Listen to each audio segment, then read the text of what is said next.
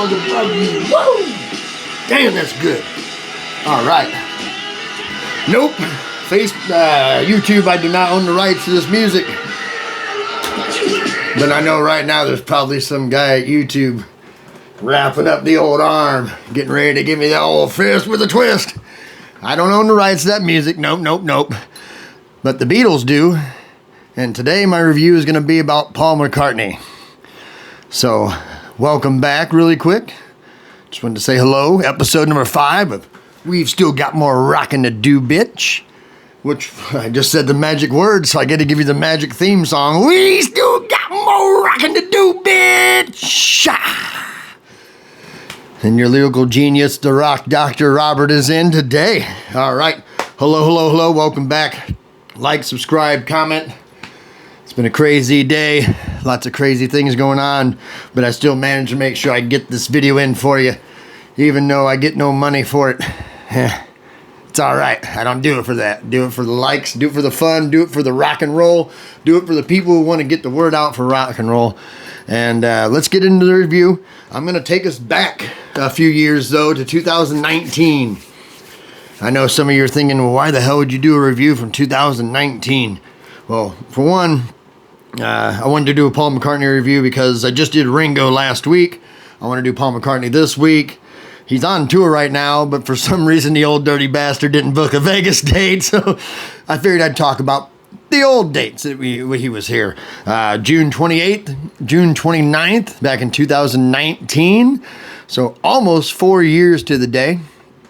T-Mobile Arena, which is where our fabulous Golden Knights play, which right now they got a 2-0 lead in the Stanley Cup Finals, so hey, go Knights go, keep rocking.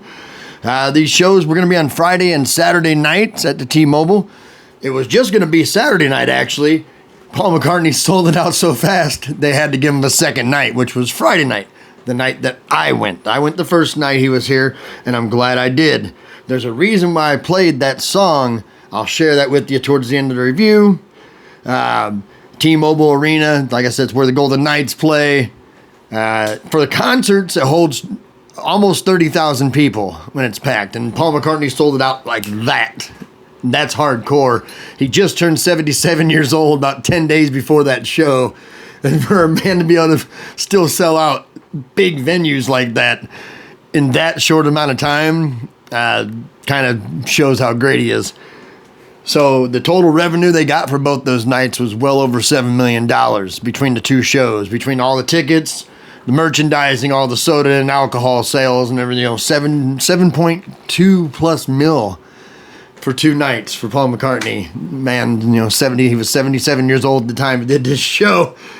Shows the power that, men like him have when they say, I'm going to come to your town, and next thing you know, whoof, everybody goes there.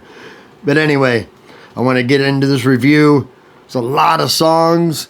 I'm probably going to skip over a couple songs just because it's not like we're listening to them.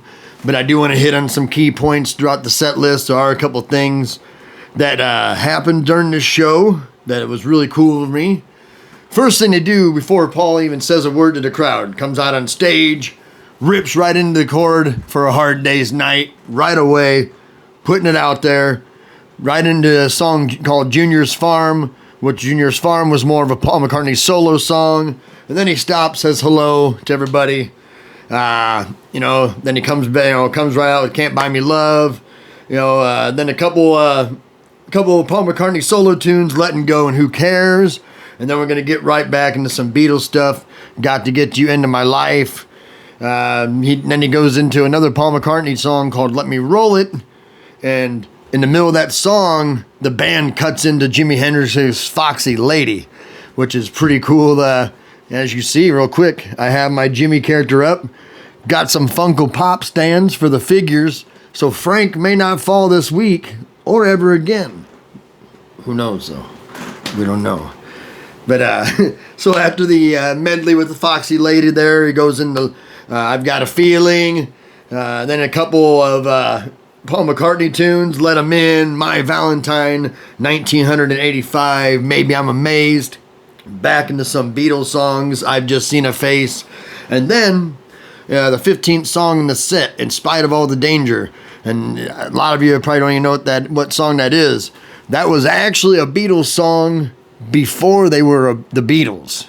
So before they started recording music, they played that song at in Liverpool back in the day. So I wanted to throw a little shout out to that song just because, of course, then they do like For Me to You, Love Me Do, Blackbird was real good as far as it's on the White Album.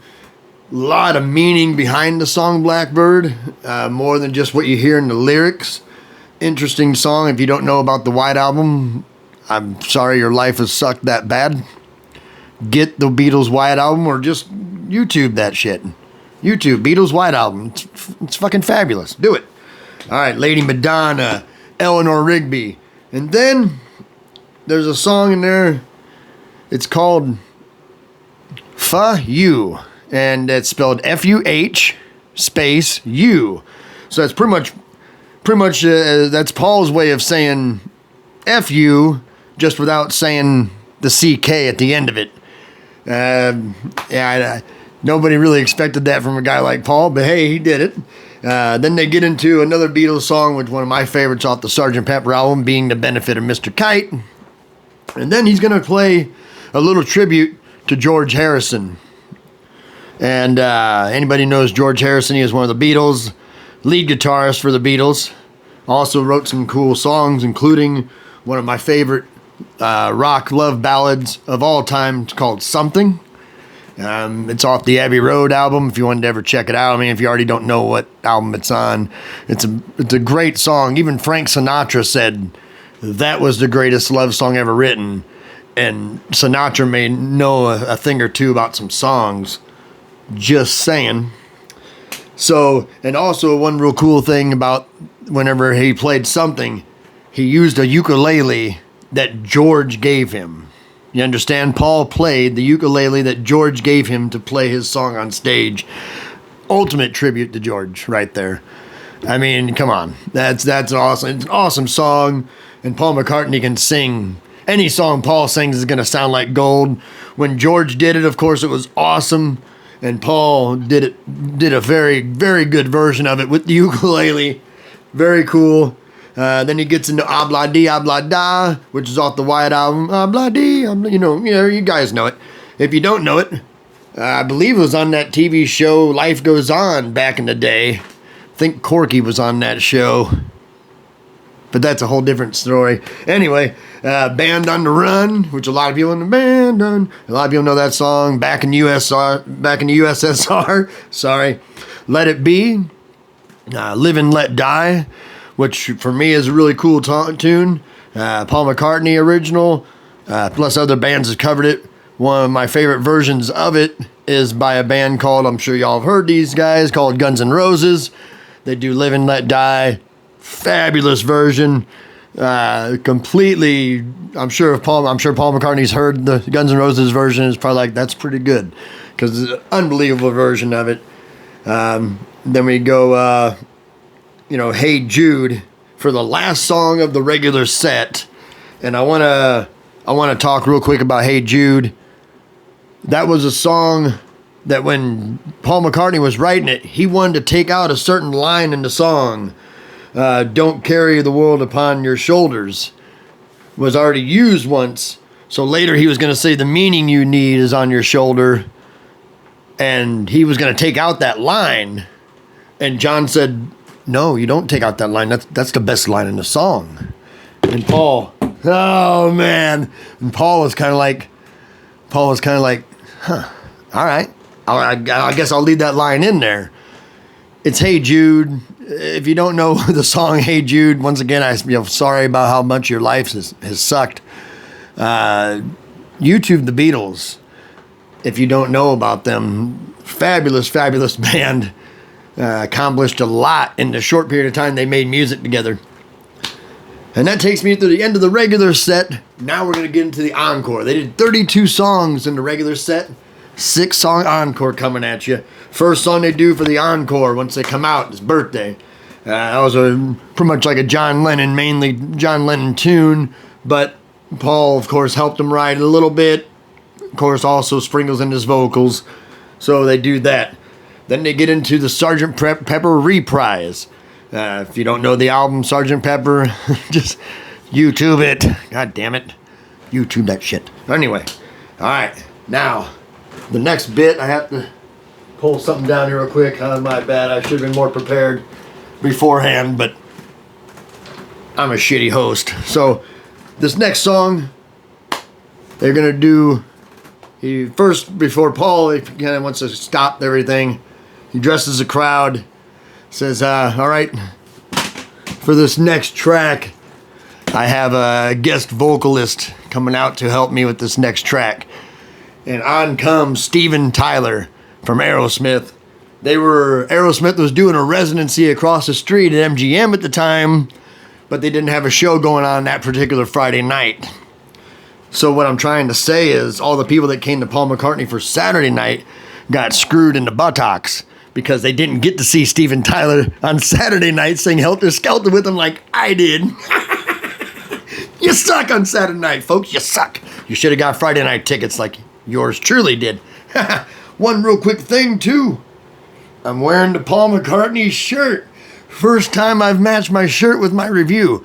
Even though technically for the Ringos, I kind of did. I had my Sesame Street letter B shirt on last week.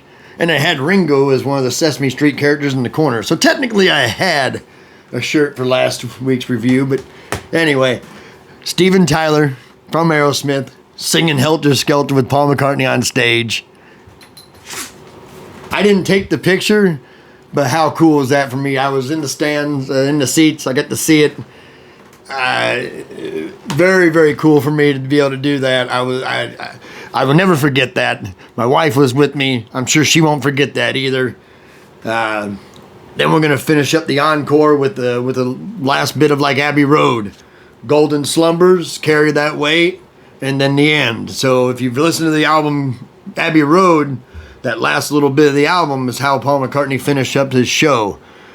38 songs, folks. 38 songs total. The man's 77 years old. They did not have an intermission in between all those songs. Completely awesome show. I'm going to kind of end it right here. One real quick thing. This Saturday night at the Cannery, Stryper and Quiet Riot are going to be there.